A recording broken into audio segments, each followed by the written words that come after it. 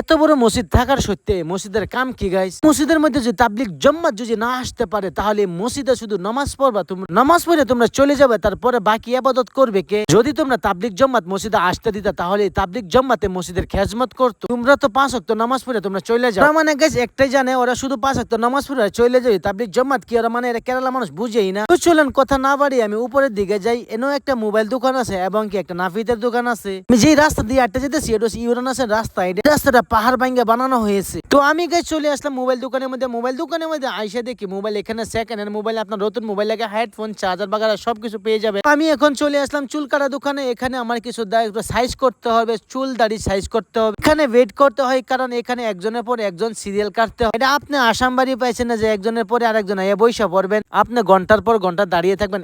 কেরালা কিন্তু এরকম সিস্টেম নাই, সিরিয়াল মতন এখানে চুল কাটা হয়। আমি ওয়েট করতেছিলাম কখন আমার পালা আসবে। ওয়েট করতে করতে এখন আমার পালা। এখন আমাকে ওরা সাইজ করবে। চুল দাড়ি কি সুন্দর ভাবে বানিয়ে দেয় দেখেন। কেরালার নাপিত গুলা যে এত সুন্দর ভাবে চুল দাড়ি বানাই ভাই, একদম অসাধারণ। যে আমার চুল দাড়ি কাটবো সে হইলো ইউপির ছেলে, একটা খুব সুন্দর একটা নাপিত গাইস। গাইস আজকের ব্লগটা এই পর্যন্ত। ভালো লাগলে অবশ্যই একটা লাইক করবেন, শেয়ার করবেন, পেজটা ফলো করবেন। Thank you so much.